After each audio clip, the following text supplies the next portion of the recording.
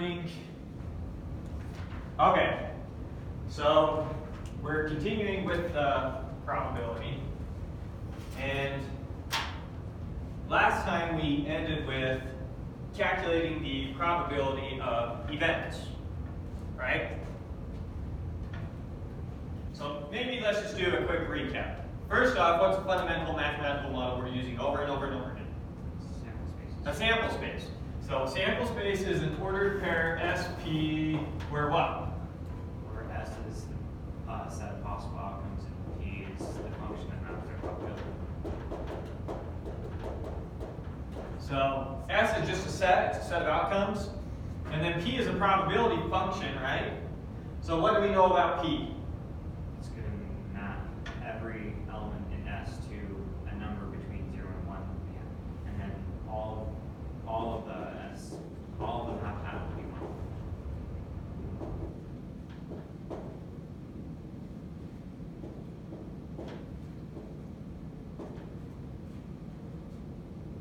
And it could be equal to 1 if there's just one. And then the sum for all little s in big S of P of S is equal to 1. That's exactly right. So it's a ordered pair SP. S is a set of possible outcomes. P is a probability function. For it to be a probability function, that means its domain is this set. And it's a real valued function, so it always spits out a real number. Furthermore, that number is always a positive number or 0. It's never negative. And then obviously it can't be more than 1 because the sum of all the probabilities has to also add up to 1. Remember that? Anything that you feel like is fuzzy there that we need to do a quick review on? Okay, so then what was an event? Wasn't it like the probability of one of those? It's not a probability. What's an event? We usually represented it with an A. Right. The event A is an event is a, It's a subset of S. it's just a subset of S. That's it. Yeah. So if you think about rolling a die, we might have S be the numbers 1 through 6. And then an event could be something like rolling an even, in which case the event would be the set containing 2, 4, 6. Does that make sense? And then the probability of A is pretty intuitive. It's just the sum for all the elements in A of their probabilities. Right? Anything weird there? Anything you feel like you need to review? Okay. So now we're moving on to calculating probabilities of combinations of events.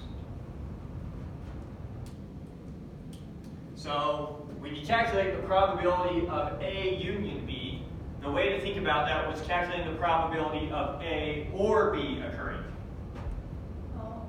So maybe before we go over this proof, let's make these two very explicit. Let's write them out, some explicit examples to see in action. So let's make our sample space for rolling a die, okay? So S will make 1, 2, 6, right? And then we'll make P of X equal to 1, 6. We'll say it's a fair die. So let's say that A is the event of rolling an even. A is 2, 4, 6. And we'll say that B is the event of rolling, don't want to use everything, prime. We'll say prime. 2, 3, 5. Okay. So now, notice what's the probability of A? The probability that you roll an even number, the probability of your outcome being a 2, a 4, a 6, is equal to 1/2. What's the probability of getting a prime? 1/2. So now we have a different question. What's the probability of rolling an even or a prime? So that's asking what's the probability of rolling an even or a prime. The way we think about ors is, oops, I meant using. Or we think about union. Do you remember the definition of A union B? Yeah.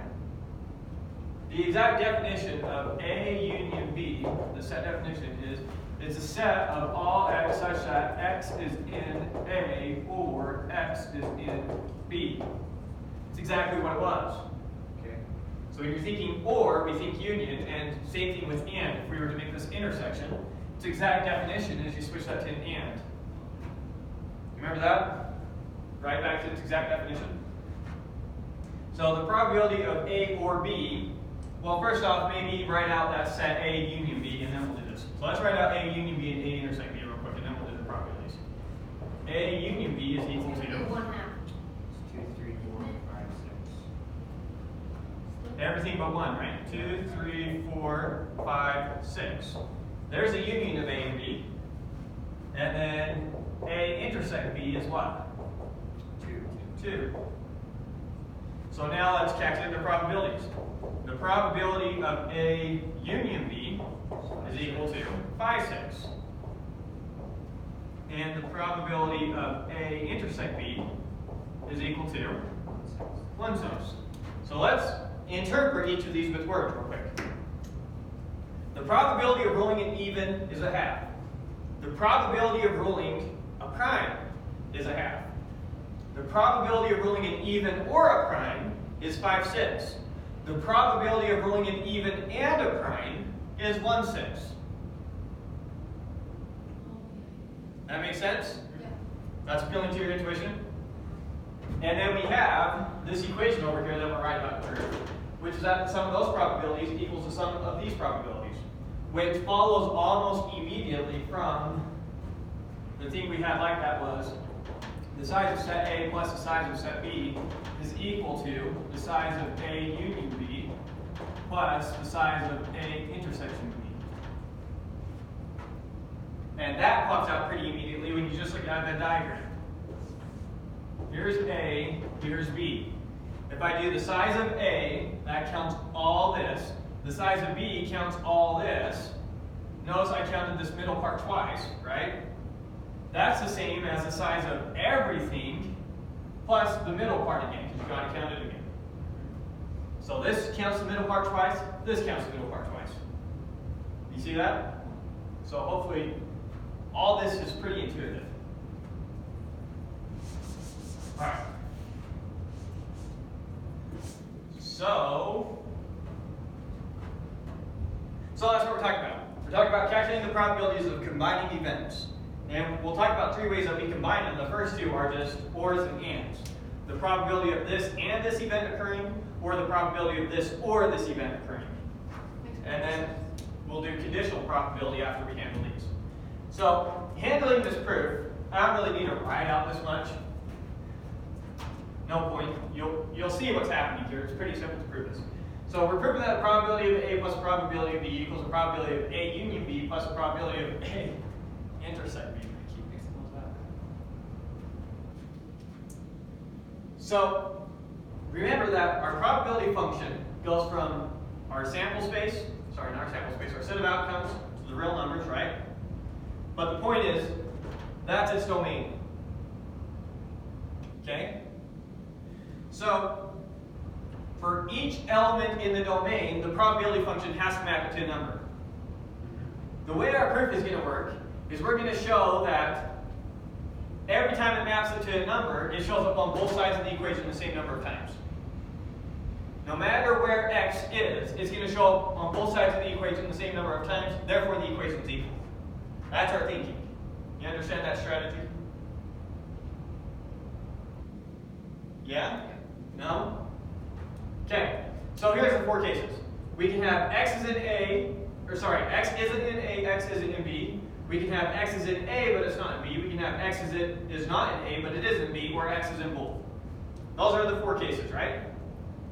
So for any element in our set of outcomes, one of these 4 things is true. And we're going to say it doesn't matter which one of these is true. P of x shows up, the probability of x shows up on both sides of this equation the same number of times. Now I'm not going to bother writing this out because we'll just talk it over each case. Alright, so let's look at this case. if x isn't in A and x isn't in B, P of x doesn't show up over here, and P of x doesn't show up over here. Right. So we're good. It showed up on both sides of the equation 0 times. Okay? Now let's look at this case. X is in A, x is not in B.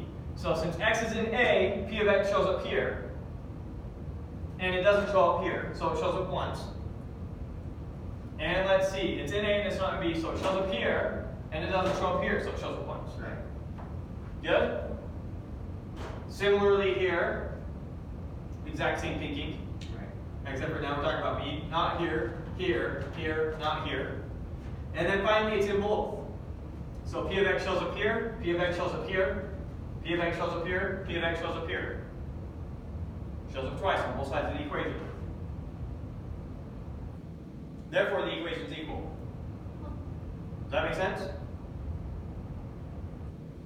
It's pretty straightforward proof if it clicks. It makes sense. Is that how? So the probability function, everything that shows up here is taking something in S and mapping it, right? So everything comes from something in S. So if I can show that anything I pull from S shows up on both sides of the equation the same number of times, then the equation is equal. Because the equation can only use things from S, and every time it does use something from S, it shows up on both sides of the equation. That almost makes sense. How can I make an analogy real quick?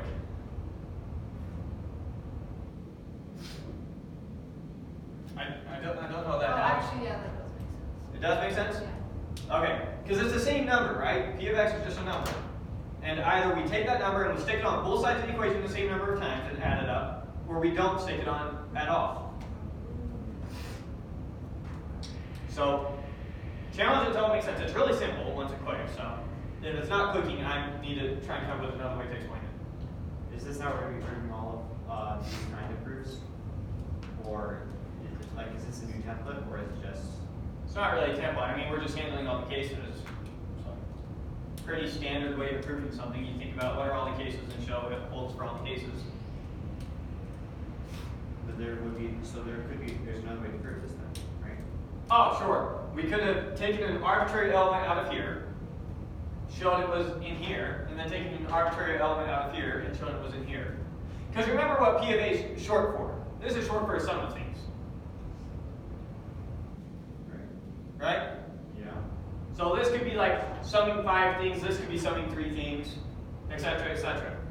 So we can show every term here is also over here, and every term here is also over here, and therefore they're equal. It's another way to do it. It's how you typically show sets are equal. Right? If I view this thing as a set of things I'm adding up, and I view this as a set of things I'm adding up, then show those 2 sets are equal. That's another way you could have done it. But I think even in doing that, you would have had to break it up into these 4 cases.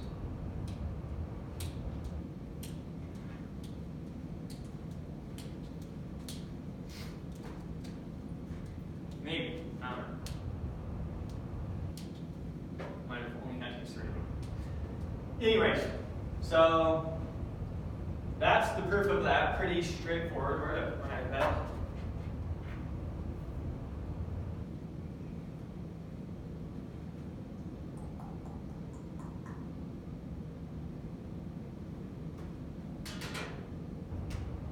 And then the author writes out a list of properties that are going to be useful. So we'll write them out and explain each one as we go. So the first property he has is if A intersect B is equal to the empty set. In other words, these sets do not overlap at all. Then probability of A union B is equal to probability of A plus the probability of B. Right. Yeah. Now that should, each of these should be pretty obvious, so let me know if one of them isn't obvious. If this thing is empty, this probability is 0, and so this is equal to that plus that. Another way to think about it, looking at our diagram, here's A, here's B. The probability of A union B is the same thing as the probability of A plus the probability of B. We didn't count anything twice. They're completely disjoint sets. They don't have any elements in common. Next one is that the probability of A union B is always less than or equal to the probability of A plus the probability of B. Now, this once again, right here, what's the smallest this can ever be? 0. Right? So this is either 0 or a positive number. So this thing has to always be less than or equal to the sum of these two things. You see how it follows?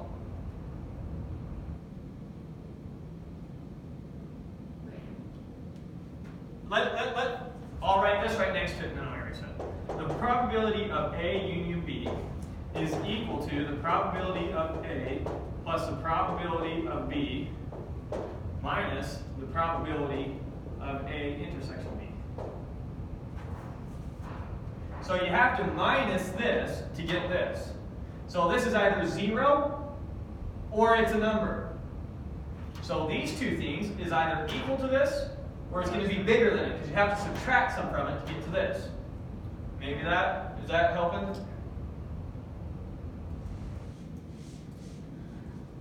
No? So it's always going to be, right, yeah, no, that makes sense.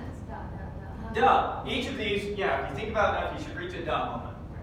So keep challenging me until that moment happens and then we can move on because they're all obvious. And you're going to need to think this way to solve these problems.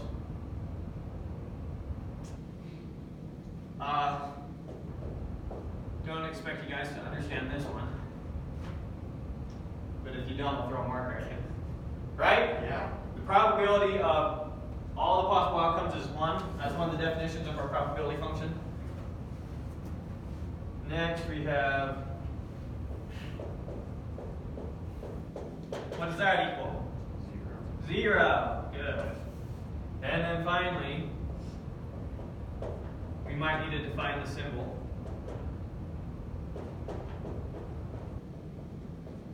Now, have we seen this yet? A complement? No. Okay. A complement is everything not in A. So A complement is equal to S minus A. Yeah, we saw when we were dealing with. We saw inverse, not complement. This is called the complement. Remember we did it. Inverse applies to functions. With functions, and we had like the universe of things and. Yeah, so here's our universe of things. S is the universe that we're talking about. So, in terms of events, let's think about it this way. A is the event of rolling an even. A complement is the event of not rolling an even. So in other words, A complement is 1, 3, 5. It's everything in S that's not in A. But not necessarily rolling an odd. Right, it's not rolling an even. Yeah. That happened to be rolling an odd. But Yeah. Okay. that makes sense? So, this is what we got stuck on last time I gave you guys a problem. The probability of an event not occurring is equal to 1 minus the probability of it occurring. Yeah. Yeah. Yeah. Alright. That's it. Those are all the properties. Now we're ready to move on. Yeah, can I ask you a question? You sure can. Because, like, you're probably looking right where I'm looking, but it says, can you find probability of A union B if you only know probability of A and probability of B? Oh, well that was obvious. It says the answer is no. Right, look at this. But then it freaking shows us that we can right under it. Well, I'll look at that in 1 second, but here's the answer, obviously. Can I figure out what this is if I just know this and this? And the answer is no. I also need to know this. Okay, but you. If I know that the probability of A, Right, but if you know A and B, is then you 1/2. know A and I know the probability of B is 1/2. and. It doesn't say you know A and B. It says you know the probability I'm of A and the saying probability if of you B. know both of those, then don't you know that one too? If you know A and B is different than if you know the probability of A and the probability of B. Right? Right. Because if I tell you the probability of A is 1/2 and the probability of B is 1/2, and I say, okay, so what's the probability of A or B? You don't have a clue in the world. You're right. Yeah. The Depends on what A and B are. Because over here, it happened that A or B was 5, 6, right? When we said A was rolling a even and B was rolling a prime. But think about the case where A was rolling an even and B was rolling an odd. Now this is 1. It's not 5, 6.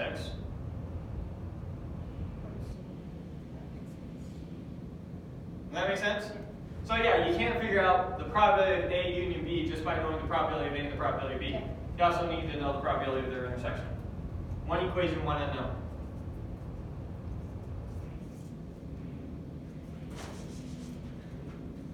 Any questions about that? Make good sense? Alright, so let's move on to what they call the birthday problem. Birthday problem is a pretty common one. The question is formulated along the lines of, if you have, let's just do it with us. If you have 4 people in a room, what's the probability that 2 of them have the same birthday?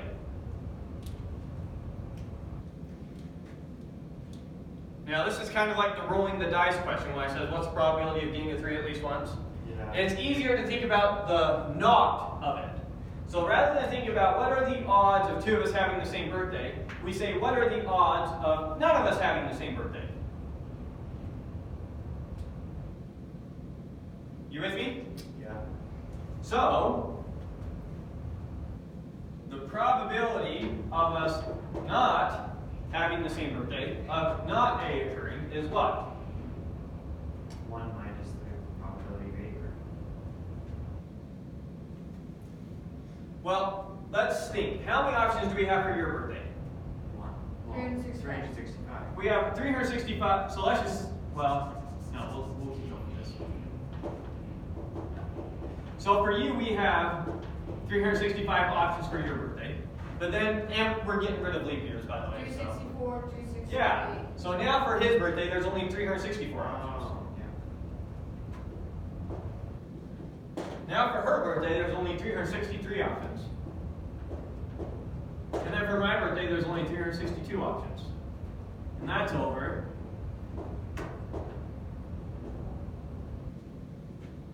So there's 365 to the 4th possible combinations of birthdays that we could have, right? Okay. And then this is how many of those don't have any in common, Oh, that makes sense. right? Yeah.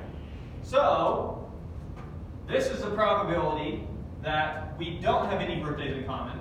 So 1 minus P of A is a probability that at least 2 of us have a birthday in common. Maybe all of us have a birthday in common, but at least 2 of us have a birthday in common. It's the not of this. This is no one has a birthday in common. This is someone has a birthday in common.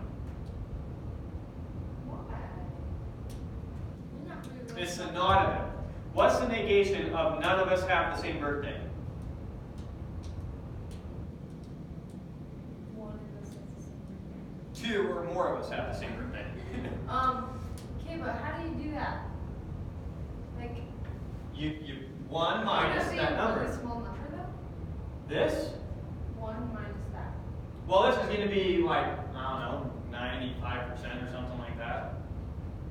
I mean, don't you have a calculator? Oh, yeah. Okay. So, It's 98 point how are you doing? 36.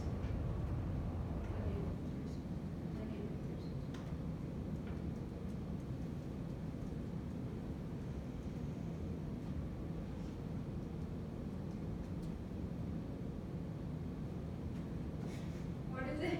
98.36. Yeah. Okay, so, and then you subtract. So, yeah, so there's a 1.63% chance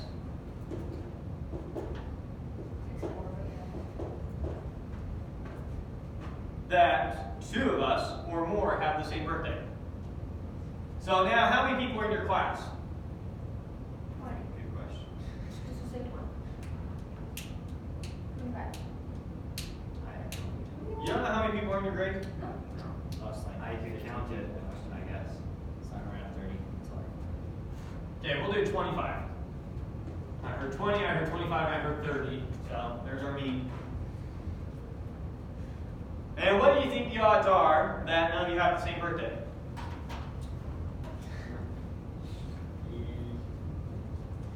Let me ask that a different way. What do you think the odds are that 2 of you have the same birthday, roughly?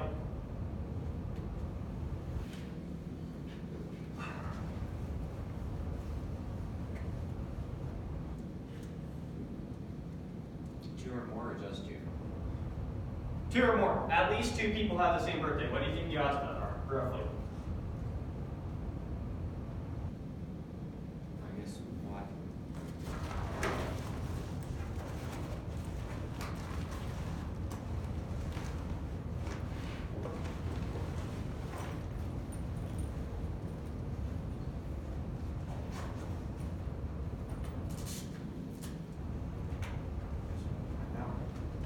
Well, guess.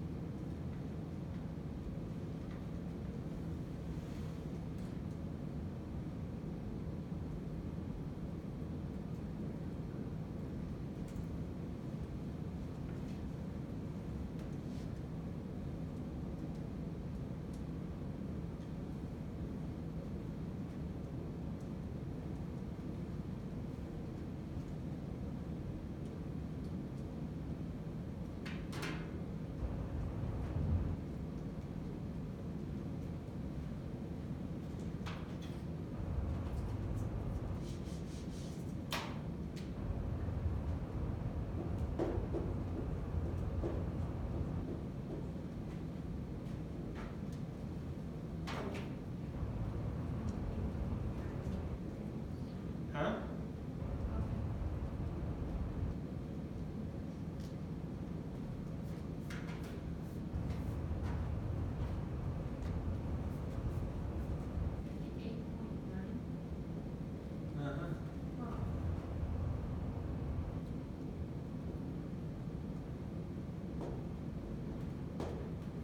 I did not get that exact answer. What'd you get? I went all the way down to 340, if that's what it is. It is 340. That was 341. 65 subtract 25. How can I make this quick?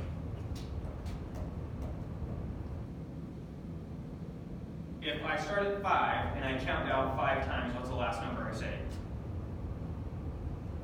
1, not 0. Did that work? Okay. So yeah. So it was used to be a somewhat common trick. Someone on a stage would have people in the audience, and he'd say something like, "Oh, 2 of you on this row have the same birthday," when there was a row of like 30 people. And so he'd go down having each of them say their birthday until 2 of them had the same birthday. People were like, "Wow, that's amazing." When really it was very, very likely that That's that was going to happen. 65%. Yeah, I don't know what it is at this point. It'd be quicker to write a quick program to do it than to type that on a calculator. It's so strange. I don't think any of us have the same birthday. In your class? I guess it's only like half Or is a that chance. your wrong?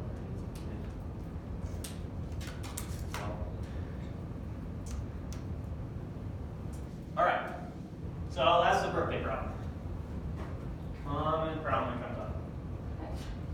Moving on. I think now we're to conditional probability. That's the end of the section. Then we go to the next section.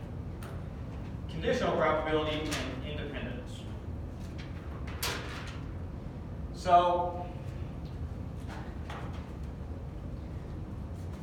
you're already aware, we already did a type of conditional probability problem, a really simple form of it. The problem was, I told you, Jack and Jill have 2 kids.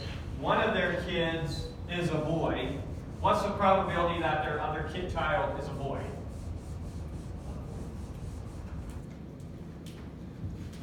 No. We did this. Oh my goodness. Okay, let's write out S. Wait, Here is what was S. the question? Jack and Jill have 2 kids. One of them is a boy. What's the probability that the other one is a boy? 50%. Not 50. The way I remember us doing it is we did a list of. If you guys can't do this in your heads, One of them is a boy. The other one. Oh, that's right. we're not continuing until one of you guys answers this correctly on paper. This is pretty bad. I can't. So, there's 4 outcomes. Do the math in There's your only head. 25%. It's 70. No, there is 50. How does that make any sense? Oh, wait, no, hang on. Jack and Jill have 2 kids. One of them is a boy. 25. Wait, how? That makes me Boy, so There's mad. boy, girl. There's I can't girl, believe There's that. boy, and boy, boy. boy, girl. Boy, girl. Girl, boy, girl. Okay, 2 of them already have. I say one of them is a boy. Yeah. So now we're looking at these ones. One of them is a. I thought you said Oh. the first one is a. So it's No, I said one of them is a boy. What's the odds that the other one is a boy? So that's 1/3. 25%. 1/3! One of 3 of the possible outcomes has 2 boys. Wow. Yeah, that's right. Thank you. I was wondering. So S in this case, well, we'll do it with the diagram. So S in this case was all of this. Okay, that's all of S. All 4 of them. Yeah, all 4 of them. A was the probability of a boy, right? A was the event that they had a boy, which is boy, boy, girl, boy, boy, girl. And B is they're both boys. So formulating our question in terms of probability, I was asking you, what's the probability that the other one is a boy, given that they have a boy? So the way you read that is the probability of B given A. So A's already happened. Now you're trying to find B. Right. Okay. Given that A occurred, what's the probability that B will occur? You with me so far? And the formula for it is, that is the probability of A intersection B divided by the probability of B.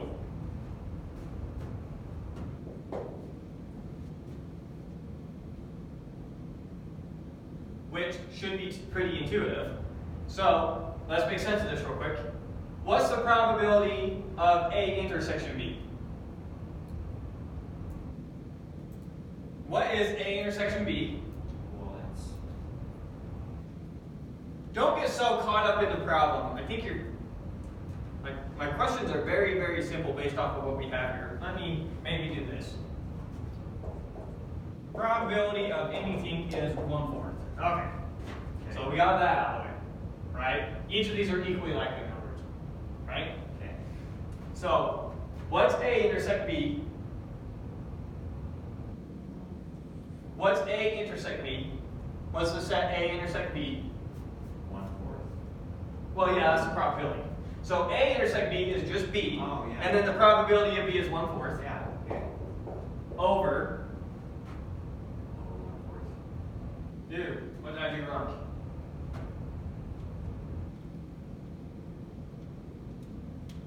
The probability. Oh, that's because I swapped how the variables normally are here. Ah, sorry. Here, to make so it matches up with how your book does it, let me rename these. We call this one B, this one A, just so that the formula looks more like what you see in the book. So now we say the probability of A given B is equal to. Okay, so that's the way you'll normally see it. So, and the probability of B now is 3/4, right? Okay. Which is equal to 1/3.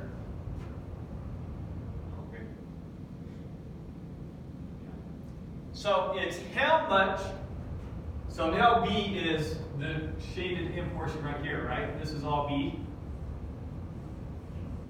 The question is kind of like asking what portion of B does A cover? That's the intuition that we want to click.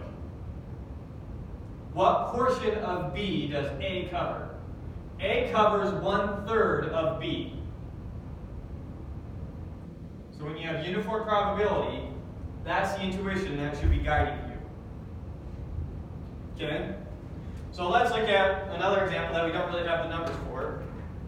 The author doesn't, but I think it's a good way to get comfortable with these things. So let's think for a second, forget this example. Let's look at going to school in the morning. So let's say A is equal to the event, alarm clock doesn't go off.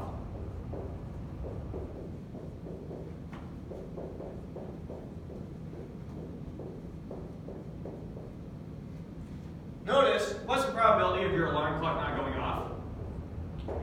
Something small though, right? It's a small number. Good chances are your alarm clock goes off as expected. And let's say B is, you are late for school.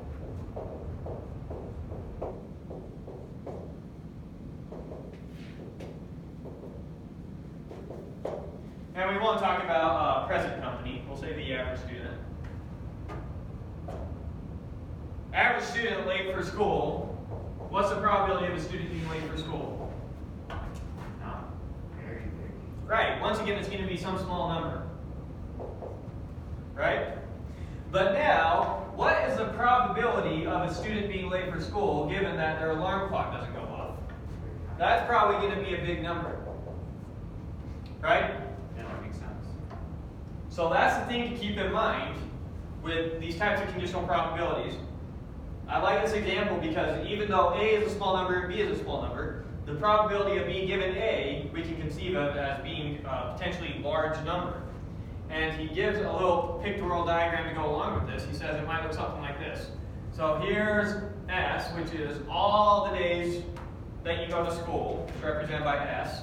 We'll say here are the days where your alarm clock didn't work, A, and then here are the days where you were late for school, B. So even though A and B take up a small portion of S, even though they're individually not very likely, their overlap is big. So when you have the big overlaps like that, that overlap is big relative to A, or that overlap is big relative to B. That means that your probability of A given B is going to be big, and your probability of B given A is going to be big. Does that make sense? That's the intuition. This should be like your sanity checks.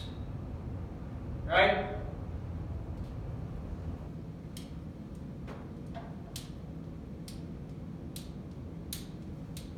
Yeah? Good? Make sense?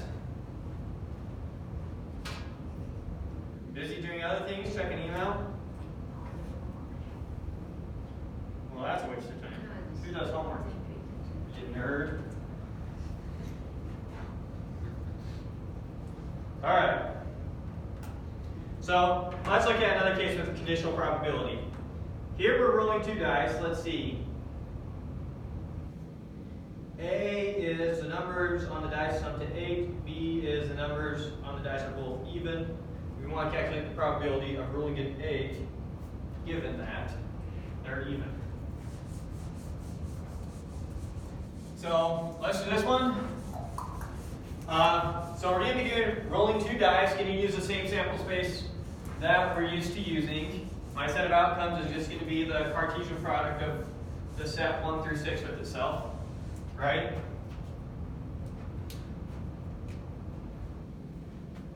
Am I losing you? What I'm saying? I'm just going to make S 1, 2, 3, 4, 5, 6, Cartesian product 1, 2, 3, 4, 5, 6. I'm just setting up. Yeah. What's this? The Cartesian product We know what that is.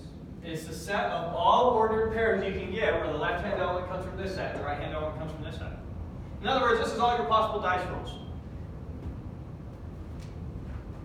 it's equal to the function, or not function, this isn't going to be a function, but the relation 1, 1, 1, 2, 1, 3. I'm not going to write them all. 6, 5, 6, 6. Shorthand Right. for that. So that's S. That's going to be our set of outcomes. What's our probability function going to be? We want fair dice. 136. 136, perfect. So we're going to make A the event. Can't remember which one's which. One's an even, one's rolling an 8. So A is rolled an 8. And then B is rolled 2 evens. Both dice showed an even. Okay. You understand what these first things? Yeah. So now, let's see, what's our condition? We want the probability of rolling an 8 given that both dice are even.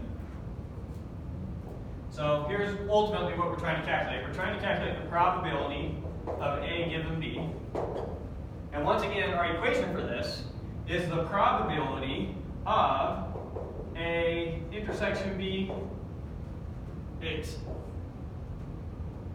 How much of A B overlaps divided by the total size of B? How much of B A overlaps divided by the total size of B is one way to think about it. Does that make sense? Yeah. Okay, so here's A, here's B. Let's start calculating some stuff. First off, maybe it might be helpful to think about what's the size of A. Maybe we'll need to actually write all these out explicitly. Let's just write them all out explicitly. So A is equal to what set? Well, there's 2, 6, 2, 6. 6, 2. Well, let's keep them in order. 3, 5, Okay. 4, 4. 4, 4. 5. Well, 4, 4 again, technically, I guess. No? That'll be a repetition, so. Right. There's only one way to get a 4, 4. As the left hand die shows a 4, the right hand die shows a 4. Right. Right? Right. Okay. These other ones, there's 2 ways to get it. 5, 3, 6, 2. That's my favorite play craps. These are called easy 8s. This is called a hard 8. Huh. Because a 2 and a 6 giving you an 8 is twice as likely as a double 4 giving you an 8. Anyways, a little gambling terminology. And then B is what's in here? Well, 2, 2, 2, 4, 2, 6. And it'd be 4, 2, 4, 4, 6 all the way. Right? Same thing, all the way to 6, 6. I think we all understand what's in there, right? And maybe it might be helpful to have the size of A, or maybe we'll skip straight to the probability of A. What's the probability of A? 1/5? Wait. Yeah. There's 5. 5 over 36, Yeah. right? And the probability of B? How big is B? 9. 9. There's 9 elements in B, so the probability of B is 4, no, 1/4. 1/4. Good. 9 over 36 is the same as 1/4. Okay.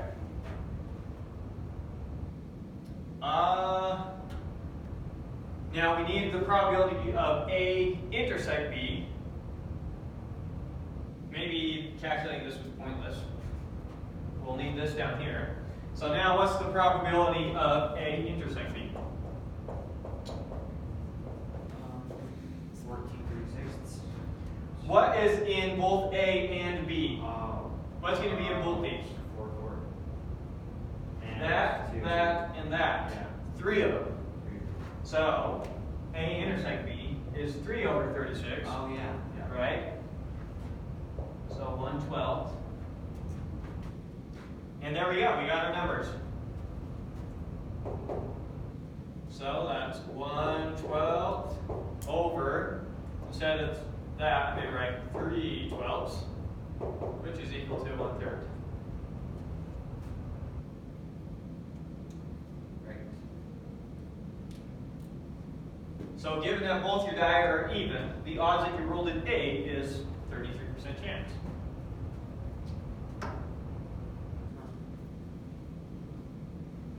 So I can clearly calculate every single roll. So this is a matter of convention to keep your math simple. I was kind of being done simplifying here. As a matter of convention, you keep these in terms of 36. That way when you write it here, you have something over 36, something over 36, and then you just look at the ratio of those two. And that way you don't have to go back and forth converting.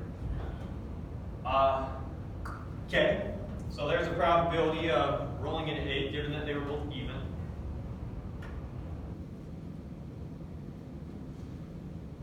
Do another one. Spinner, that one seems too easy. Let's go to the next one. Coin flips are always good. Okay, a coin is flipped 5 times. What is the probability that the first flip is a tail, given that exactly 3 heads are flipped? Okay.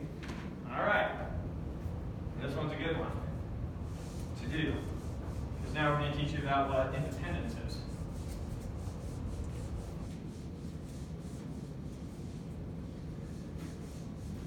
So I guess our S is 4 flips in a row, right? 5 is no, what is it? A coin is flipped 5 times. Oh yeah. So S is equal to the set heads, heads, heads, heads, heads, heads, heads, heads, heads, tails, tails, tails, tails, tails, tails. Okay? And it's going to be useful to know the size of S,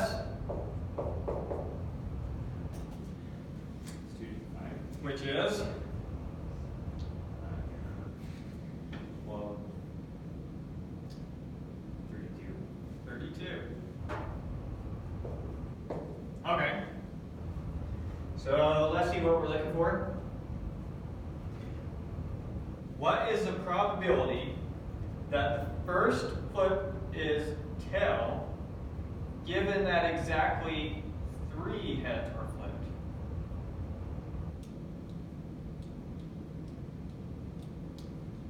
Oh, this isn't what I thought it was saying the first time. So we know, so we're talking about, we have 5 flips, right? So the question is, what is the probability that this one is a tails, given that 3 of these are heads? Okay. So those 3 could have been heads, those 3 could have been heads, could have been split among those. And I'm guessing by 3 it means exactly 3 and not Yeah, I said exactly. exactly 3 heads of foot. Perfect. Okay. So we'll make A is equal to the event first flip is tails. B is equal to the event 3 heads. We are looking for the probability of the first flip being a tails, given that we have flipped 3 heads.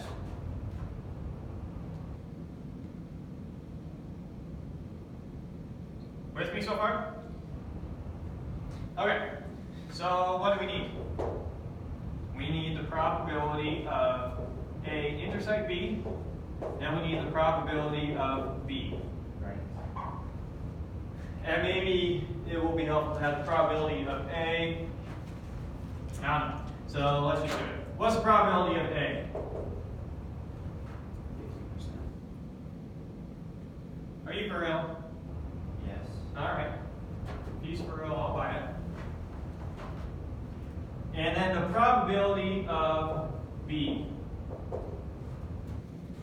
This one's a little bit trickier, right? Like screw The probability that we got exactly 3 heads. Is it 1 in 10? Is it 10%? No clue how you're coming up with that. Okay.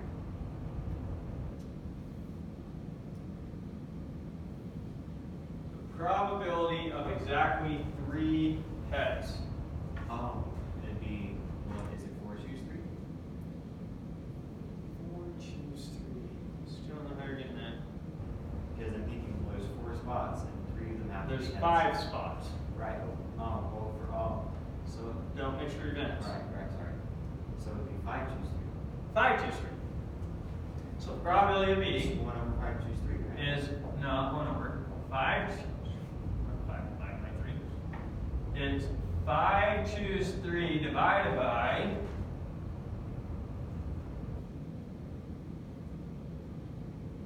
this is how many ways we can get 3 heads. We want to know the probability of it. Yeah, Divided but by 5. what is it? How many of those do we have? I don't know. Oh, 32. Oh! I'm supposed to write that up there, huh? All right. 5 choose 3 over 32. How do you find the size of things without writing one? For this one, Just I don't have the general formula. For this one, it was just 2 to the 5. I had 2 options for each position. You just count them. 2 to the 5. So if you, so in this you flip the coin 5 times. Yeah, So if you flipped it 10 times. be 2 to the 10. So there'd be 1,024. Big size. Okay. How did you get that? 1,024. I'm a computer scientist. I deal with base 2. Me calculating 2 to the 10 is like you memorizing 12 times 12. It's just something you do so much and memorize it. Anyways, now you're going to forget what we were doing. Probability B. 5 choose 3 over 32. Right? And what's 5 choose 3? 10. So this is 10 over 32. Alright. So I was on track, but I did not get there. Okay? Now the probability of A intersect B. How are we going to calculate that? Will you count how many of S have 3 heads? How many of S have 3 heads? We already know how many of S have 3 heads. 10 of them do. We need to calculate the size of A intersect B. What's in A intersect B? Everything that has the first hooks and tails and the next. Right, so this one has to be a tails, right? Right. And 3 of these have to be heads. How many ways can we do that?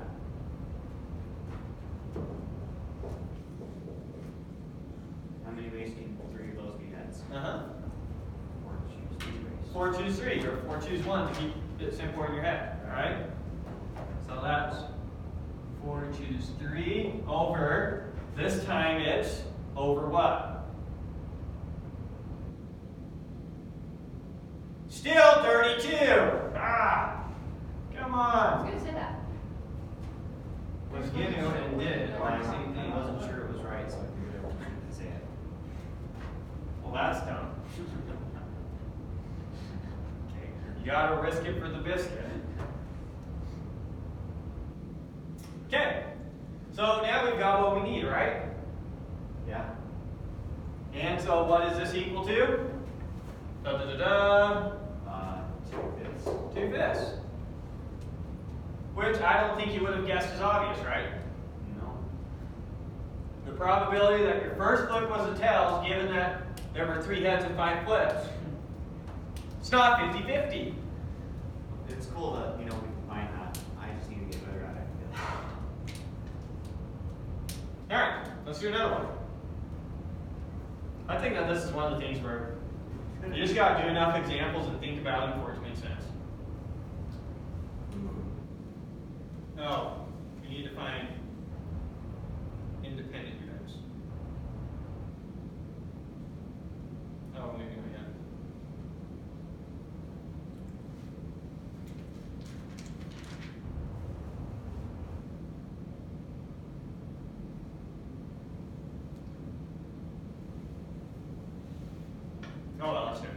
So the next one we want to do, so we'll do the same sample space, still flip it 5 times.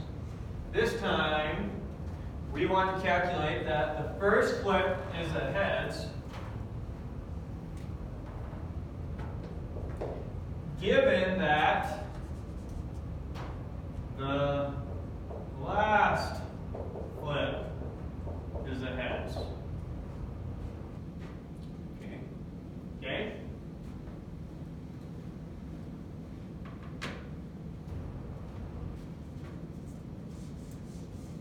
So the question is, does knowing that the last flip was a heads give you any advantage to guessing what the first flip was? Yeah. You think so? Yeah. All right. Well, yours and my brain work very differently. So let's see what happens. Okay. Get to that. Obviously, we're calculating the exact same thing that we were before. We don't really need the probability of A, but we'll write it down anyways. What's the probability that the first flip was a heads? 2/3, right? You flip a coin, 2/3 chance it comes up heads.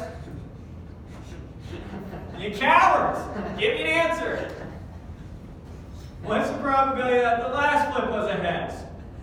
50-50. 1/2. Thank you. All right, nice and easy. Okay. All right. What's the probability that the first flip and the last flip were both heads?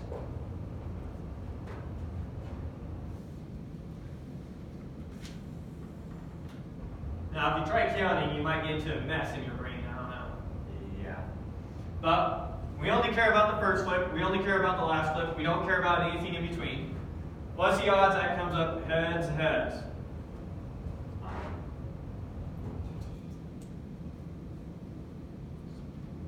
Feels like that should be a half, but I know it's a fourth. It's a 4. Why does it feel like it should be a half? I don't know. It's not. It's a fourth. It's heads, heads, heads, tails, tails, heads, tails, tails. Yeah. Those are the 4 possible ways that the first and last flip can come up. So the probability of this is just 1/4. Right? Yeah. And woo! Comes out 1/2. Oh shoot. It has no effect. Every time I'm wrong. No matter what I do, I'm wrong every time. No matter what you do. Well, you get to answer right or you're wrong. That's always an option. I suspect that even if I answered right, I'd be wrong. Oh, we actually took the time to count all these. Maybe we should have done that.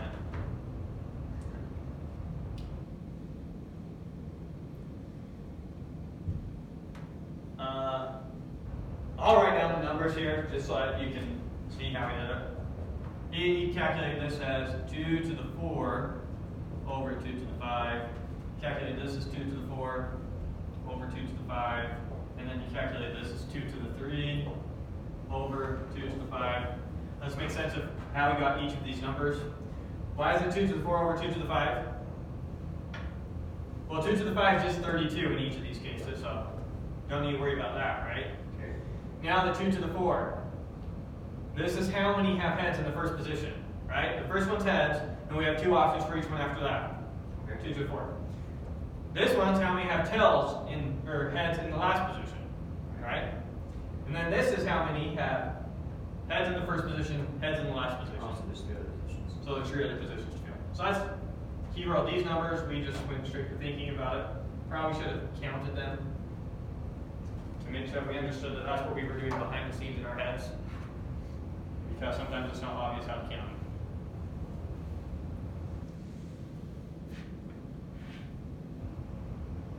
Okay.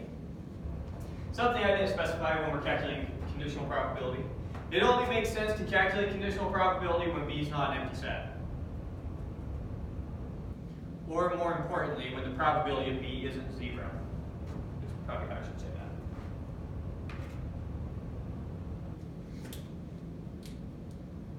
Yeah, that makes sense. Right? Here, let me give you an intuition for it. Let's something that has no chance of happening. Something wild. Give it to me.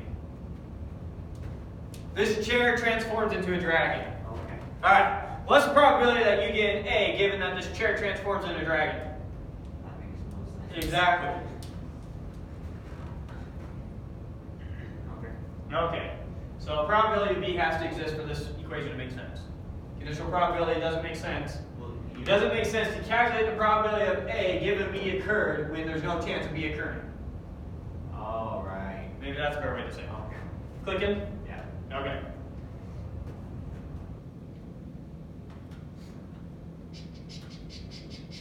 When it says explicitly write down A, then it means like. Write out all the elements write of it. out all of it. Yeah.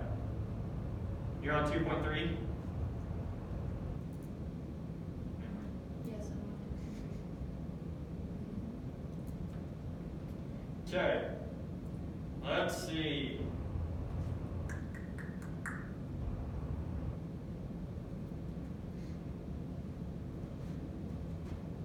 Okay, so when the probabilities come out like this, we say that the probabilities are independent.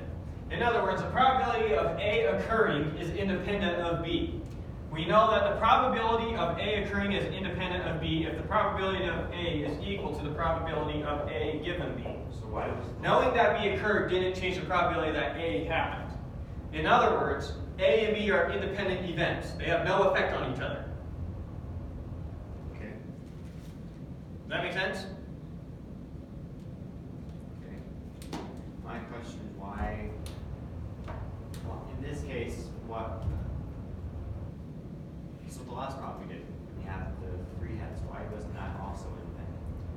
It changed the probabilities. Okay. I mean, that one's more like the Jack and Jill have 2 kids type thing. Jack and Jill have 2 kids. One of them is a boy. What's the odds the other one is a boy? Yeah, it seems like that should be. You flip a coin 5 times. 3 of them are heads. What's the probability that the first one was a heads or tails or whatever? Okay, that makes sense, I guess, because those are connected events. With the Jack and Jill one, it seems like those should be completely separate events. I don't know why. Well, I don't have another way to explain it. I mean, you know the math as good as I do. Yeah. Yeah, I can't come up with another way of saying it.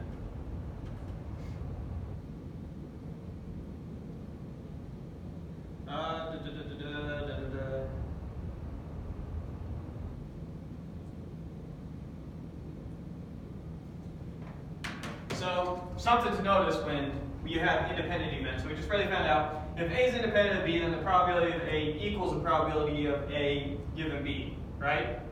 Okay. Ignore this for a second. Kind of combining these 2 equations.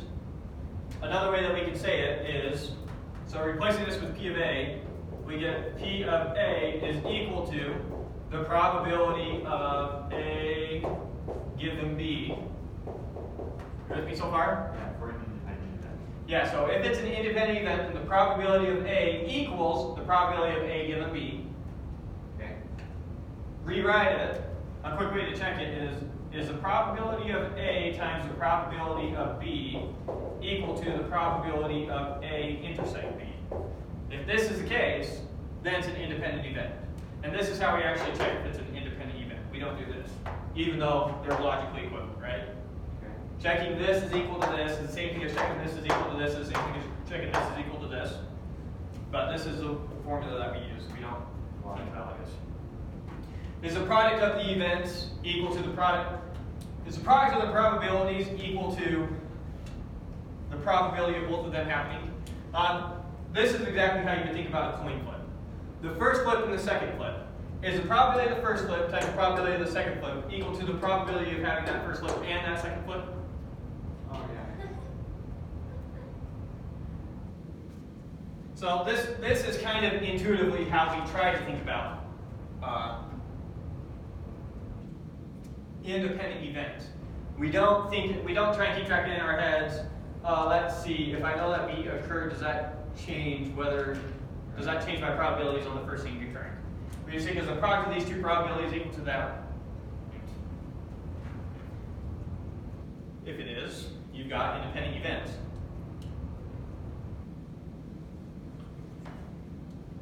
And then if an event is not independent, it's dependent. Wow. No one saw that coming. So dependent events are events that are not independent. Independent events are events that satisfy this. Events A and B are independent if the probability of A times the probability of B equals the probability of A and B. I just want to do more examples. Yeah. Yeah. That's what I thought. We consider another example. Okay. A bag contains 20 balls. Probably going to want to write this as well.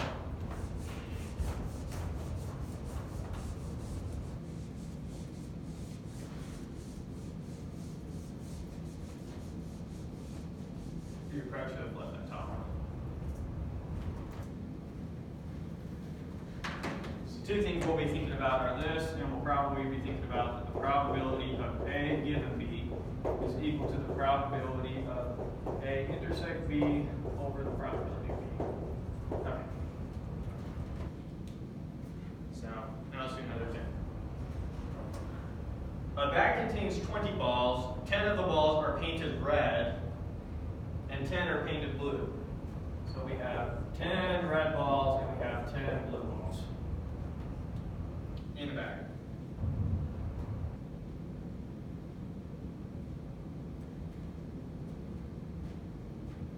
So we have the event A is first ball red.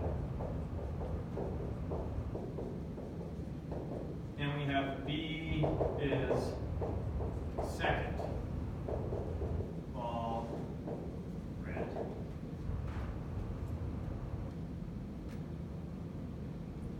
Are these events independent? Now let's put the ball back. The question is vague because we have not specified whether or not we replace the first ball before drawing the second ball. We consider both cases. Okay, so let's think about the case where you don't put the ball back in the bag and you do put the ball back in the bag. Now, hopefully, intuitively, you already know when it's independent and when it's not. So if I grab a ball, look at it, and then put it back in the bag and grab another ball, is that dependent or independent events? Independent events, right? But if I grab a ball, don't put it back in, and then grab a ball, that's dependent. Yeah. Knowing what that first ball is useful. Yeah. It changes what the outcomes are. So let's make sure that those are both the case. So first we'll handle the case where we don't put the ball back. I think that one's more interesting. So in the case where we don't put the ball back, what's the probability of A?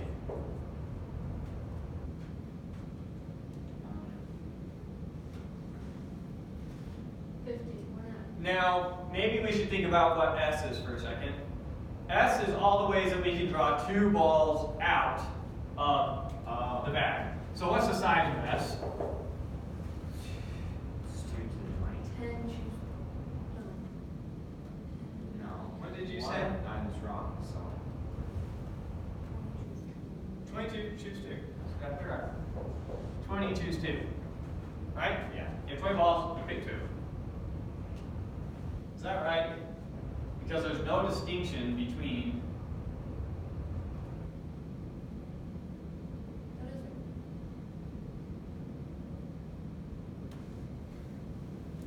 Wait a minute, is it?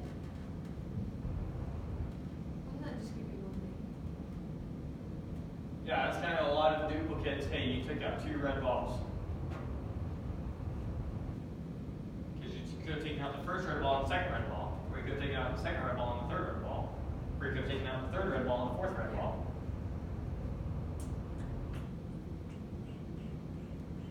So maybe it's not that. I still like it. I'm sticking with it. 20 choose 2.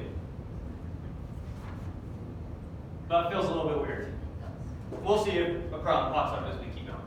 Okay, so now what's the probability of A? 50, 1/2. 1/2. But let's write it out as though we counted them all. So how many ways can my first ball be read? R, R, R, P, P, R, P, We can't think about it that way since we count this as 20 choose 2. But it's just half of that, right? It's just half of this. So you know, I mean, your intuition was right. 1/2 is the answer there, right? And so the numerator is obviously half of this. But What is that? forget that I said that. We'll stick with this for now. Okay. Okay, so the probability of the first ball being red is 1/2. Right. What's the probability of the second ball being red? Ooh, that's a lot harder.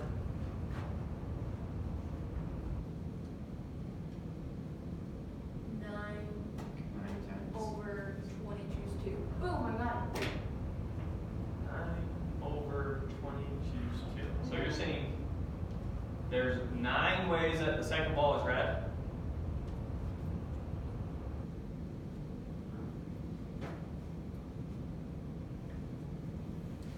Yeah. No, that's Wait, did we put the ball back? No. We're keeping it out. Keeping it. keeping it out. Putting it back, yeah, that's a lot easier when we put back. But keeping it out,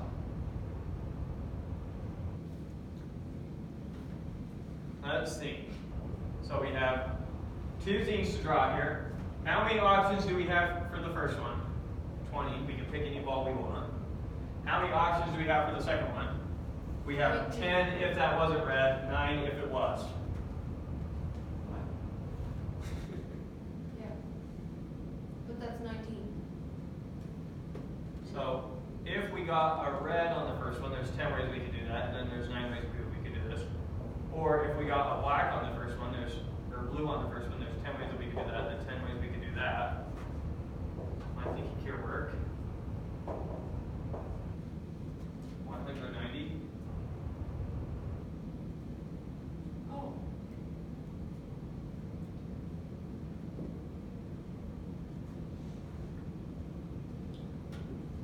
No, I would say 20 and 19.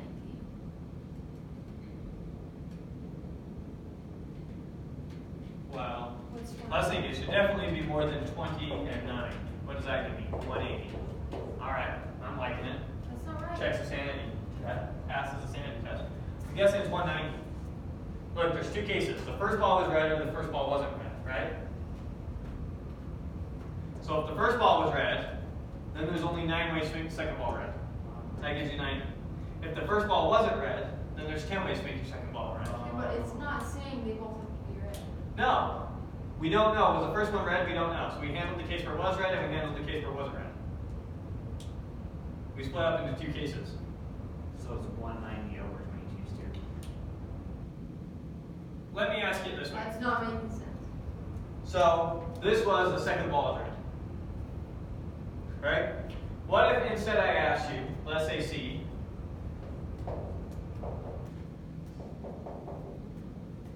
first red, second red. How many ways can that happen?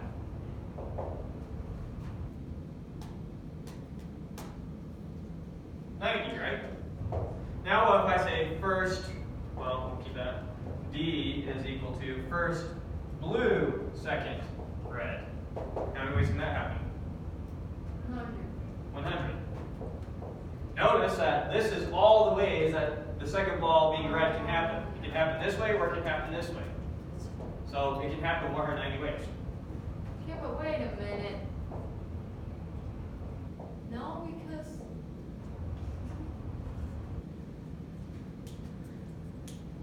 oh yeah, okay, I see. Now, to make sure that we didn't go crazy with this, maybe we should No, figure out that's wrong. what 20 choose 2 is real quick. Because B, 20, let me calculate this real listen, quick, because B, this will there's help the not sanity 20 checks. balls anymore. What? That's the denominator. This is all the ways we can pick 2 balls. This is how many ways we can pick 2 balls with the second one red. But anyways, let's see. 10 times 19. Am I doing that right? Oh no.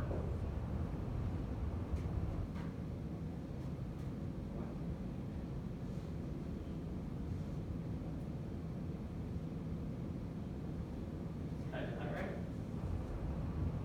20 choose 2 is 20 times 19 divided by 2, right? No. Yeah. Which is 10 times 19, which is 190. Yeah. I guess that makes sense. No, it doesn't No, make it sense. does. It makes no sense. That's wrong. Not if this is right. Yeah. So we for sure have a mistake somewhere. Okay. Now we were questioning if we could think about this as 22's 2. I still like 22's 2. That is right.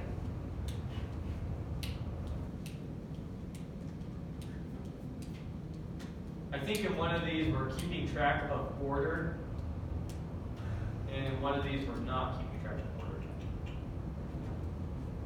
I'm thinking that our size of S is wrong if we want to keep track of order. Yeah. This is how many ways we can select 2 balls, but then there's 2 ways that we can order them. Am I thinking about that right?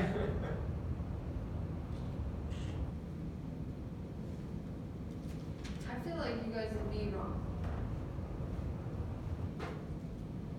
Still. Times 2 times 2. That makes this 190 over, oh, that makes this 1/2. I like that. The odds of the second ball being red are 50%. That makes sense to me. It's not. Let's count how many ways the first ball can be red and see if we get 190, which is what I think we'll get. See, that's why you did wrong. So, You didn't remove the freaking red ball when you guys did B. how many ways can the first ball be Wow, red? you're not even listening. In the first what? That's why you came out going out, because you didn't remove it. It's not what happened. 10 ways that we can choose this, and then there's 19 ways we can choose the second one. That's removing it. 190. I like it. No, wait a minute. What? I like all our numbers in. Why is there 10 and then 19 instead of 20 and then 19? I was counting this one.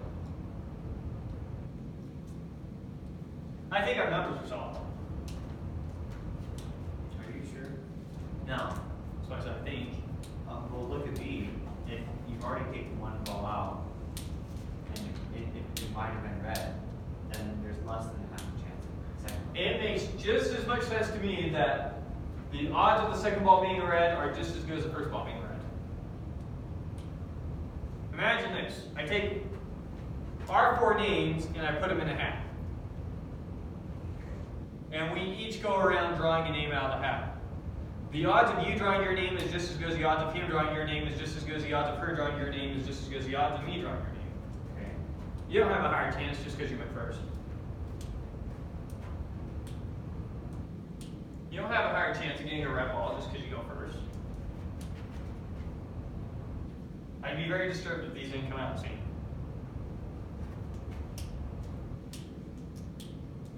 Okay.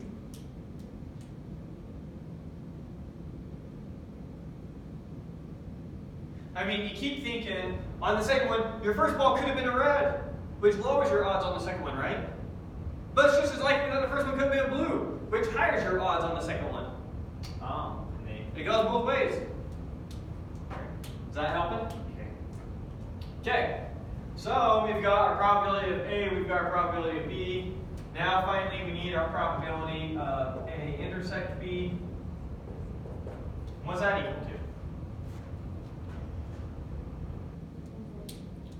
Yeah. 1/4. A intersect B is the first ball's red and the second ball's red. How many ways can that happen? 190. No.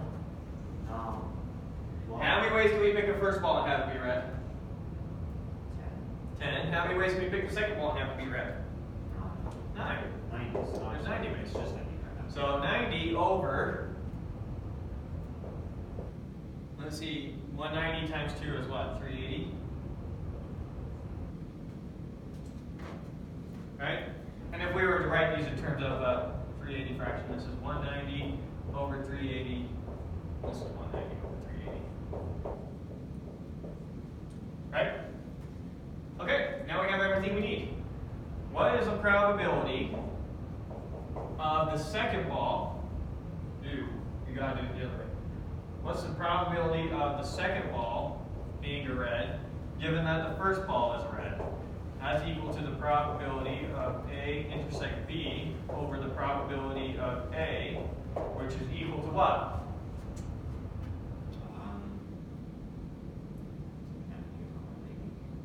90 over 190. That's exactly right. Or, let's see, what does that reduce to? 45, huh? 9/19 stuff. Thank you. That was good to me. 9/19. And now let's check what the book says and see if they agree with our math. I'm not really sure I understood this problem.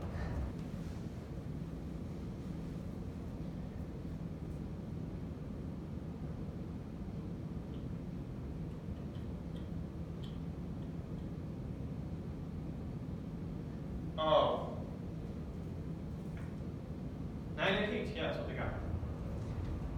Okay, so in this case, were the two events independent? Yes. No. What? They have the same probability? Were the two events independent? Oh, no. No! A occurring changes things. If you know A occurred, that changes the probability of B. If you know B occurred, that changes the probability of A. Now, this is how we're supposed to check it. The probability of A times the probability of B is 1/4. And 1/4 is not equal to 90 over 380. 9 over 38. It's close to, but not quite. Alright, so now let's do the case where there is replacement. We put the ball back.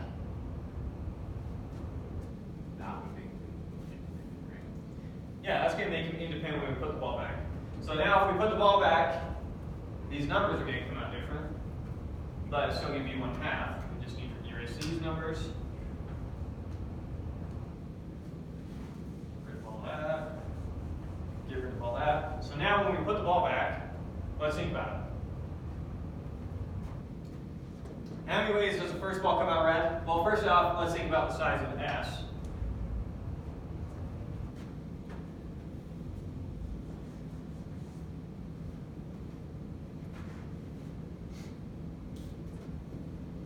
What's the size of S?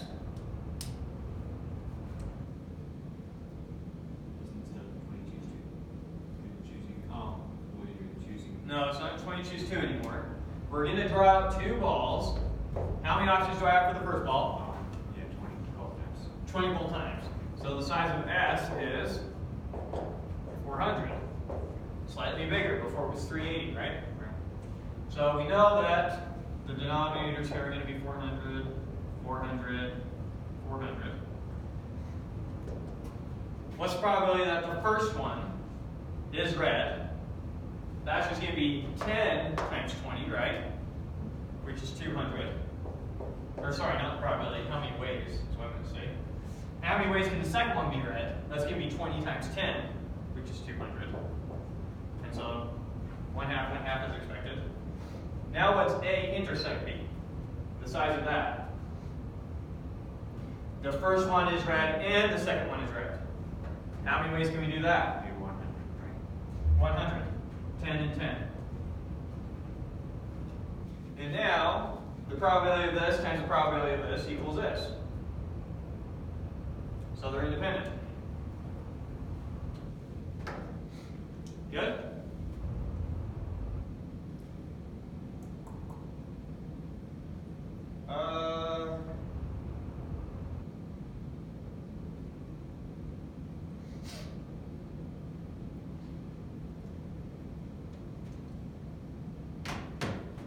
Let's see. New definition, repeated trials.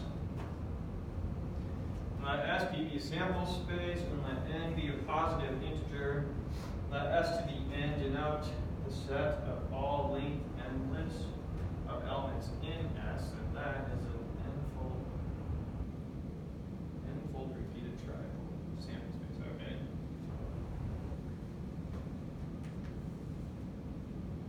In which the probability of first event and second event and third event is a problem. That makes sense.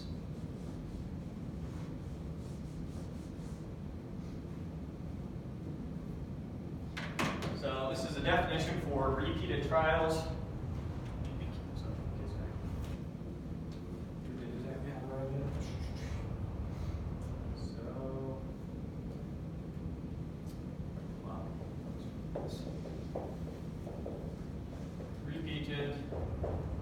trials.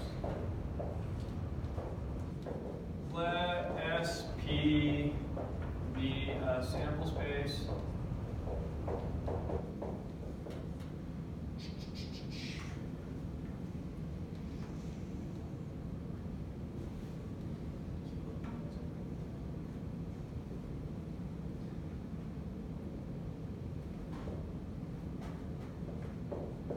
Let S to the n denote the set of all length n lists of elements in S. Then, new sample space, S to the n P is the n-fold repeated trial sample space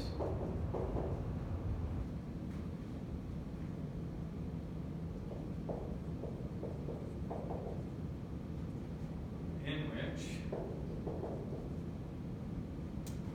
P of the first outcome, S of 1, S of 2, S of 3, all the way to S of n is equal to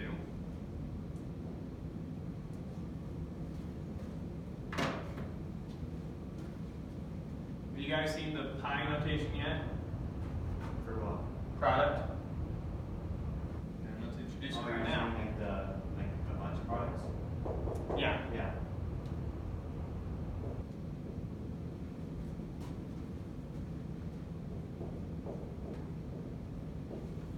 So, does this make sense what I have written here? Let's go over the whole definition and then we'll get to notation. Okay, so sometimes we already have a sample space defined and we just want to know the odds of a particular outcome coming up over and over and over again, right? So we might, for example, come up with a sample space for flipping a coin. And then I don't want to come up with a new sample space for flipping a coin 5 times. I just want to use my same sample space and extend it to 5 trials.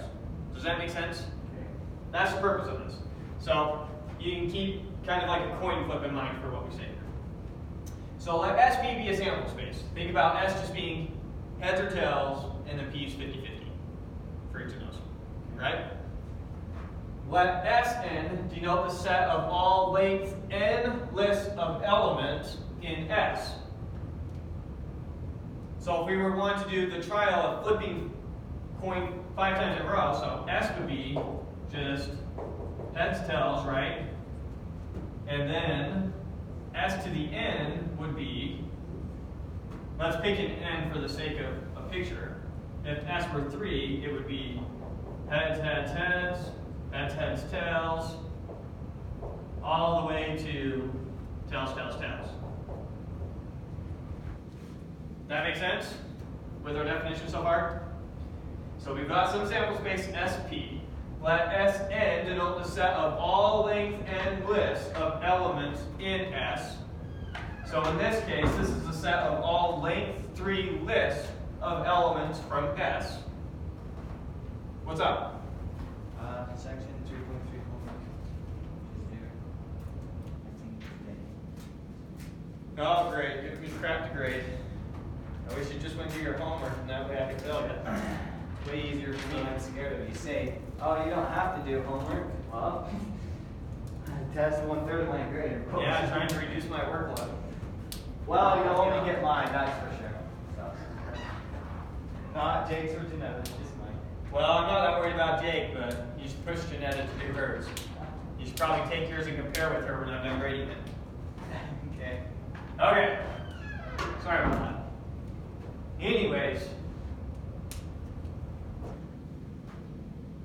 So, here we are. Let Sn denote the set of all length n lists of elements in S. So if S is this and n is 3, then S of 3, or S to the n is this. It's a set of all length 3 lists we can get from elements in here. Now we're being kind of lazy with shorthand here. What's a long way of writing this? Parentheses and commas. Parentheses and commas, right? Perfect. So then this Sn with P is the n-fold repeated trial sample space. We constructed this new sample space in which now what's the probability of a particular string?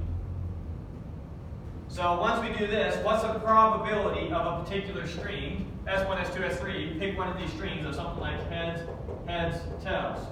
We're saying that's equal to the product of heads times the product of heads times the probability of tails. That's what the definition is saying. So you come up with this new sample space, SNP, where P of one of these lists is equal to the product of each of those individual probabilities that you had from your initial sample space up here. So we start out with S equals that, and we start out with P is equal to just 1/2 no matter what, right? Following this? Have I lost you? Anyone here? Just go home, call it a day?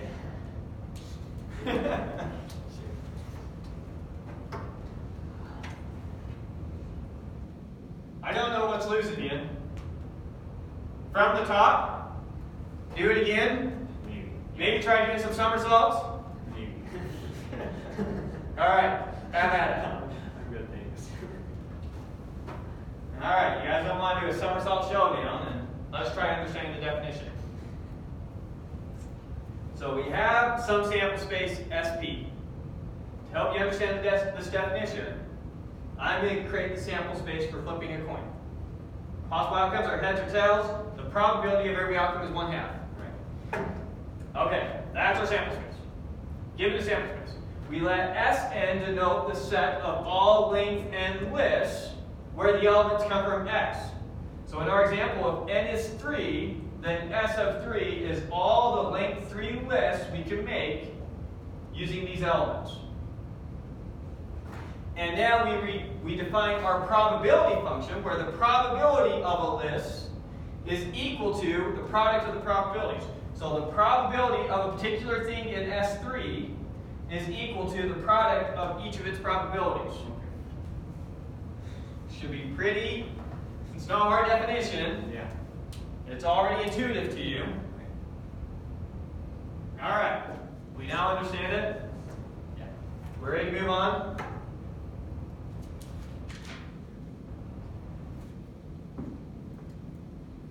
Don't worry, we've only got 2 more pages.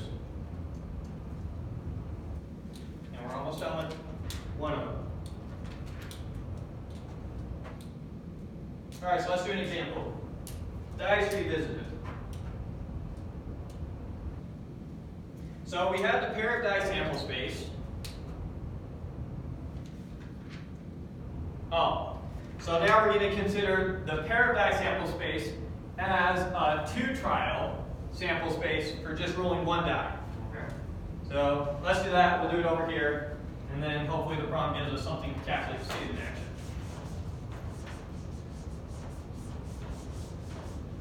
So our S is going to be what? 1 through 6. 1 through 6. Our P is going to be what? 1, 6. 1, 6. There's our sample space, right? Now we're defining a sample space. We're going to come up with a 2-trial sample space to represent rolling 2 dice. So S2 then is going to equal what? It's just what 1, 6 times 1, 6 is 1 through 6. Oh, that's the probability. It's going to be exactly what we've already done for before. Oh, okay. The point is we didn't need to come up with a new sample space for rolling 2 die when we already had sample space for 1 die. So here was our sample space for 1 die. Now for 2 die, it's just this. If it were 3 die, maybe come up with some notation of doing like cubed right there. But the point is, there's S2, and now the probability of a particular outcome, I don't know what to use for this, x comma y, is equal to what? 36. The product of their individual outcomes, the probability of x times the probability of y, which we know that those are both 1/6, which is exactly what we expected. Right. So now we can view rolling 2 die as the twofold repeated sample space of this. And we can extend that to 3 dies, 3 die, 4 die, 5 die, however many dice we want, right?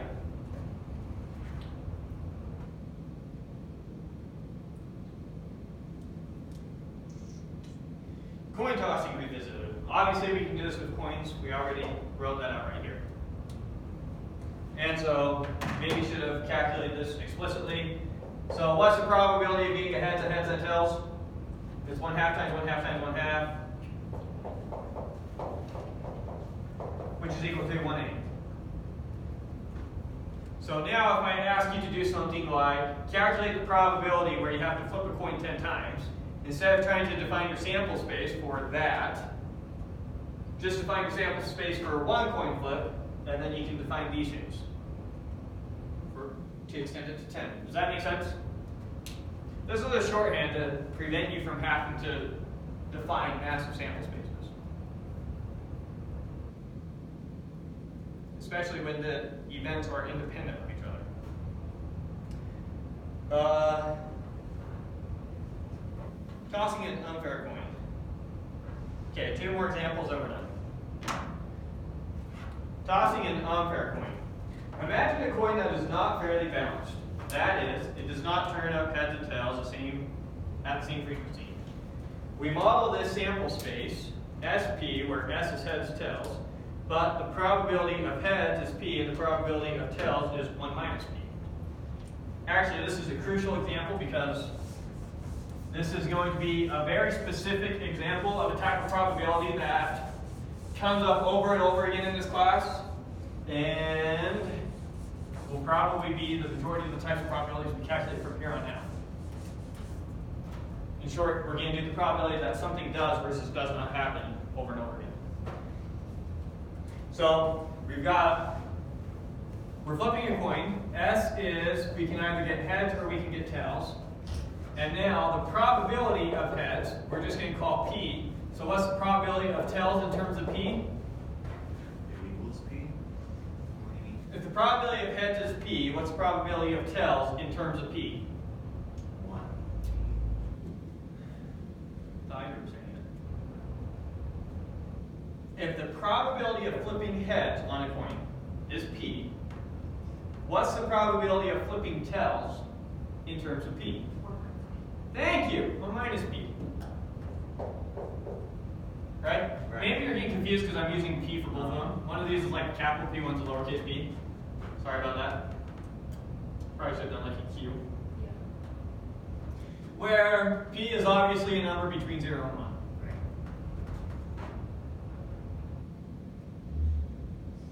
Da da da da da. If we toss this coin 5 times, what is the probability that we see heads, heads, tails, tails, heads? So what is the probability that we get heads, heads, can't remember what I said. Heads, heads, tails, tails, heads. What's the probability of that coming up?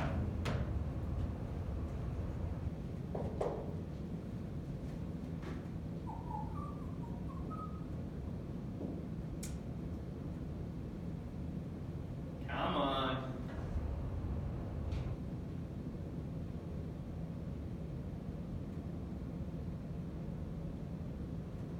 We can break this down into the probability of heads times the probability of heads times the probability of tails times the probability of tails times the probability of heads. 36. Whoa! This isn't necessarily a fair coin.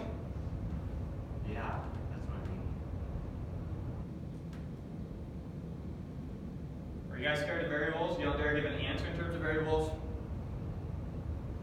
Do you know what P of H is? It's P. Do you know what P of H is? 1 minus b, 1 minus b. Okay. So what does this equal? So b 1 minus b squared, or 1 squared minus b 3. Perfect. Right? Yeah. Nice and simple. Nothing weird there.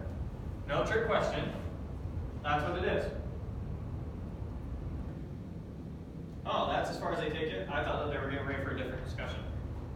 But I guess not. I'll wait till they bring the discussion rather than trying to briefly introduce it. Okay, last problem we're going to handle today is the Monty Hall problem. The Monty Hall problem, chances are you've heard about this problem before. What's the Monty Hall problem? Here's the way that it works. It was based on a game show. I guess Monty Hall was a host. I don't know. Too young to know. But, pretty famous problem. Here's the way that the game worked. So, there were 3 doors.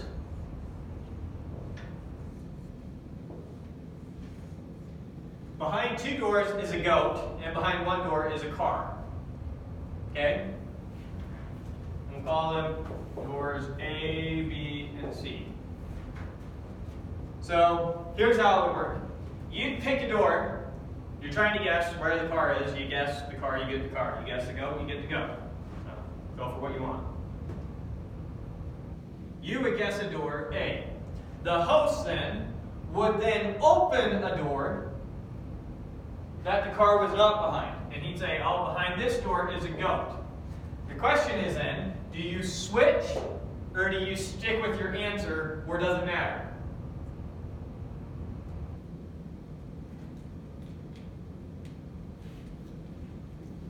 I feel like the answer is you switch.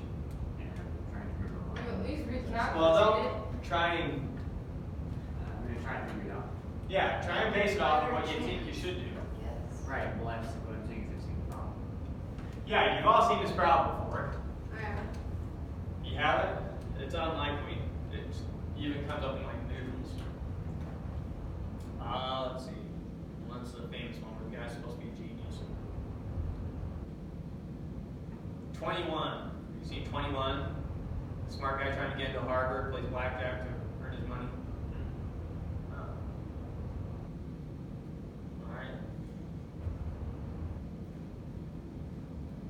Keep your answer. You keep it, right? Because he's trying to bait you into switching. Great. Not my final answer. Dude, you can't think about it that much. Like, I'm trying to remember the reasoning. I don't want to look it's at the called rationale. 1/3 chance, and then he takes it away, so you have 50% chance. It's not a 50% chance. It's a 2/3 chance that it's behind the other door now. Right! That's exactly right. There is a 1/3 chance that it's here, and there is a 2/3 chance that it's here. Wait, what? There's a 2/3 chance that's behind one of these doors. There's a 1/3 chance that's behind one of these doors. Now you know it's not behind this door, so now there's a 2/3 chance it's behind this door. The best way to see it, to make it start cooking, is let's play the game. Let's. Okay? Here's what's going to happen.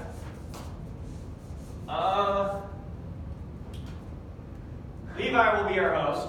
You'll pick a door, and I'll always take the door that you didn't, and I'll always switch. You have to stay. Okay? Okay. You'll pick. We have different initials. Yeah, we'll keep score and we'll see what happens. And I think you guys will catch on as we go. So you start writing down ABC randomly. Or on a paper, just right. On a paper, just a random string of ABC. And just don't let her see it. What do you mean, random string? Like A, B, C, B, C, A. You're going to pick where the car is. Right. Curtis is going to try and guess where the car is. Oh, And I'm going to, and you're going to tell us the door that's not behind. so my string is just. Random A's, B's, and C's, or 1s, 2s, and 3s, whatever you want. I pick B. Curtis has to do it. So you get Brad and a D, you're going I said, I need a pick, and then I stay. Curtis is It's picking. just switch, he's rude. I'm switching. Okay, we'll do you versus Curtis. Wait, you're playing? Oh. Never mind, we'll do you versus Curtis. I don't know why he brings those. Dystonia versus Curtis. Let's see who wins. I can't believe you just kicked me out of the game. Pretty good at That it. was so rude. Sometimes we have younger siblings. No sympathy. Okay. So, A, B, or C? Dystonia. Pick one. B. Curtis. Tell me one of these doors is not behind. No, Levi. E. Or Levi, sorry. It's not behind C. It's not behind C, so Curtis picks A, Dystonia picks B. Where was it? A. A. Curtis wins. Let's go again. This is starting to make more sense. Okay. Yeah. C. She picked C. Say a door it's not behind. B. It's not behind B. Was it behind A? Yes. Yes, Curtis wins. Do you see how if it's either of these two doors, if you don't guess it right to begin with, Curtis automatically wins? Yeah. So you only have 1/3 chance of winning. And Curtis wins if you don't win. So he has a 2/3 chance of winning. Is it starting to click? Yeah, that makes sense. That's cool. Is it starting to click? That's not the right question. Is it appealing to your intuition? No, but I see how it works. Then keep going. You don't want it? Well, no, you only win 1/3 of the time. Playing the odds. That's true. But yeah, so that's called the Monty Hall problem. Okay. And so yes, the answer is you switch and it increases your odds 2/3. Now to set this up as a sample space and to actually calculate the probabilities is something that I'm not going to go over. He does it in the book. You understand how it works. It's just a lot of bookkeeping that I don't want to do up here. So you can read how he does it in the book, sets up an actual sample space, but that's the end of that chapter. So you can That's use, the end of the chapter. Wow. yep, you can use the rest of the, That's not is the that, chapter. not the end of, sorry, yeah, I meant the end of the section.